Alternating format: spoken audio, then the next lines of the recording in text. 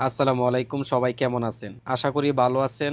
আজ শুক্রবার, সবাইকে জুম্মা মোবারক। তো সকাল সকাল ঘুম থেকে উঠে গেলাম, আপনারা দেখতেই পাচ্ছেন। তো গোসল করার জন্য বের হলাম। সকাল সকাল ফ্রেশ হলে মন মানসিকতা অনেক ভালো লাগে। তো যাই হোক, গোসল করে চলে আসলাম রুমে। তো পাক পবিত্র দেখে ভালো একটা কাপড় পরতে হবে, জুম্মার দিন আজকে। তারপর কাপড় পরতাছি। আমাদের কোম্পানির পাশে বিশেষ করে মসজিদ নাই, বাস দিয়ে অন্য জায়গায় গিয়ে মসজিদে নামাজ পড়তে হয়। তার জন্য সকাল সকাল ঘুম থেকে উঠলাম, রেডি হলাম। আরেকটা কথা, বিশেষ করে এই প্রবাসের মাটিতে জুম্মার দিন কোনো ছুটি থাকে না। প্রবাসীদের জুম্মার দিনও কাজ করতে হয়, এটা মোটামুটি সবাই জানেন। তারপর আমার একটা কাপড় পাচ্ছি না, তারপর একটা কাপড় খুঁজে নিলাম। তো চলে গেলাম বাহিরে। বাহিরের ভিউটা আসলে অনেক অসাধারণ একটা ভিউ। সাথে পাকিস্তানি এর সাথে আমার সপ্তাহে 2-3 বার ঝগড়া হয়। তো অবশেষে বাস পেয়ে গেলাম।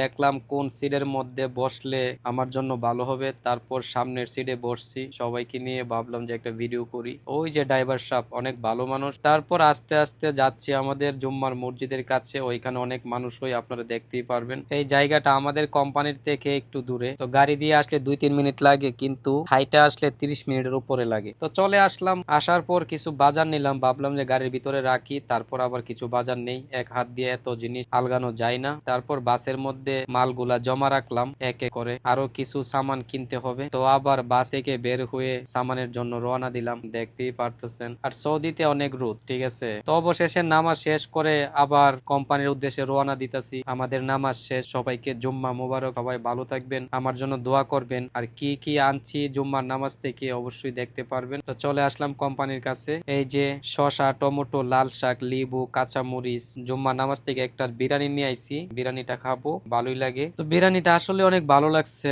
আলহামদুলিল্লাহ খাইছি। তো আপনাদেরকে একটু দেখাই বিরিয়ানির অবস্থাটা।